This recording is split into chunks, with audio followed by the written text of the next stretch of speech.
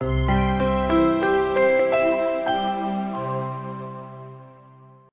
to my channel. Today we are diving into Geoffrey Chaucer's The Knight's Tale from the Canterbury Tales. If you have ever been curious about medieval stories, then this one surely is a classic. So let's break down it in a simple way so that you can follow. Just a few things before we actually start with the tale. In the general prologue, Chaucer mentions that among all the pilgrims, there are 29 pilgrims, plus the narrator, that's Chaucer. So among all the pilgrims, the knight is the one who has the highest social rank, and therefore he would form the upper class. It's the first tale in the Canterbury Tales. In writing this tale, Chaucer was influenced by Boccaccio's epic poem Tessida. However, the tale of the knight does not have epic conventions, okay? So remember that. Instead, it pertains to the genre of romance, and it touches upon themes like courtly love. It's written in heroic couplets. All these facts you need to remember. In fact, this was once asked as a question in the UGC net paper, that Chaucer's The Knight's Tale is a high romance told in. The answer was heroic couplets. If you want to study Chaucer in detail and all the other works by him as well as the Canterbury Tales, then you can join my online course.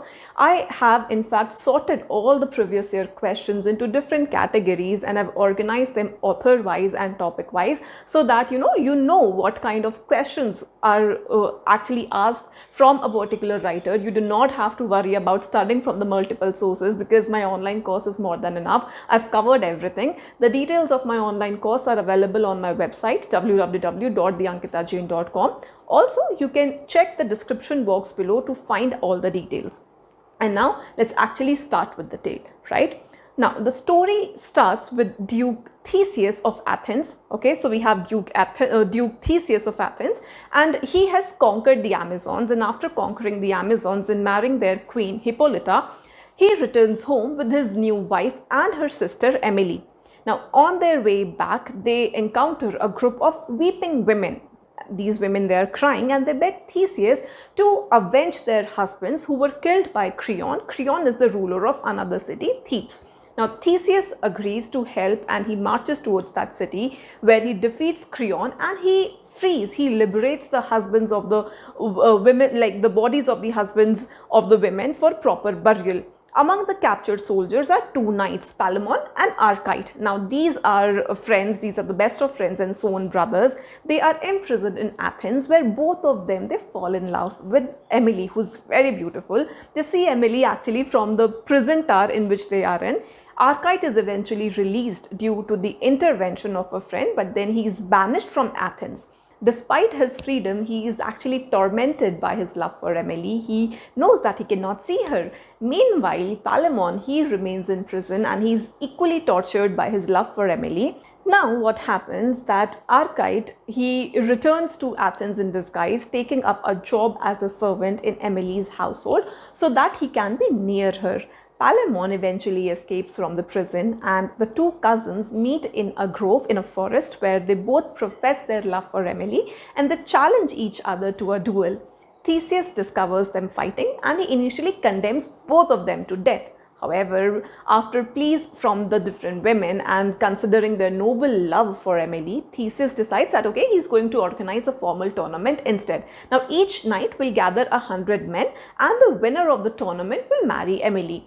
The preparations of this grand tournament, they start, and both of the knights, they pray for victory. Okay, so they're praying to different gods. Palamon is actually praying to Venus. Venus is the goddess of love for Emily's hand. Archite prays to Mars, who's the god of war, and he's praying to Mars for success in battle. And Emily is praying to Diana, the goddess of chastity, and she's asking for peace and to remain unmarried if possible. Now the gods seem to be in conflict, as Venus and Mars both promise success to their followers, to their devotees. The scene is actually set for this dramatic tournament. Now we come to the next part of the tournament, of the tale. So the day of the tournament arrives, and it's a grand spectacle. Theseus has constructed a magnificent area for this tournament, for this event, and there, it's temples which are dedicated to Venus, Mars, and Diana. So they have all these temples. Palamon and Arcite, both of them assemble with a team of 100 knights. The rules are very clear that the winner will be the one who captures or kills his opponent. या तो आपको capture करना है अपने opponent को या उसको मार देना है, then you will be the winner. So the tournament starts and a fierce battle. Palamon fights bravely for his love for Emily, while Arcite shows his prowess on the battlefield. Despite this competition, this intense competition, Arcite ultimately emerges victorious and he captures Palamon.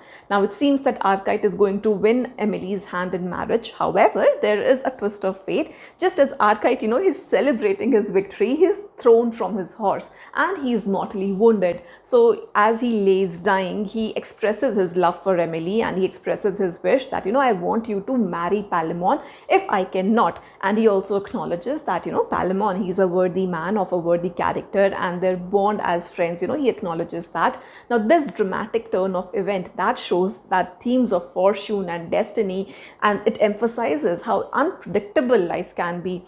Now we come to the final part of the tale. So with Arcite's death, the story takes a serious turn. Theseus, displaying his wisdom and sense of justice, he decides that he's going to honor Arcite's last wishes. So he arranges for a grand funeral for Arcite, where all the knights and the nobles, they gather to pay their respects to Arcite. So after a brief period of mourning, Theseus speaks to Palamon and Emily, encouraging both of them to move past what has happened, to move past that grief and look towards the future. He explains that the gods have their own plans and it was fate that brought them to this point. So Theseus, he arranges of this marriage between Palamon and Emily, and he believes that it is right and the just outcome. So Palamon and Emily, they eventually marry, and their union is portrayed as harmonious, as a happy one.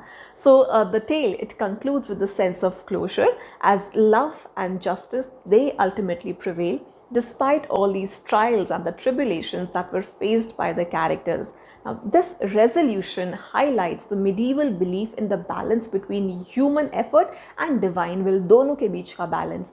It's a rich story about love, about fate, about chivalry. It explores these themes of rivalry, friendship, and the intervention of the gods in human affairs. Chaucer uses this tale, to actually delve into the complexities of human emotions and these idols of medieval knighthood. Now see, this is just one of the tales from the Canterbury Tales which I've talked about here, but then there are other tales as well from the Canterbury Tales which are really important from the exam. And if you just go through the previous year papers, you'll realize that from that particular age, the age of Chaucer, Chaucer is the dominant figure and the questions from him have been asked multiple times.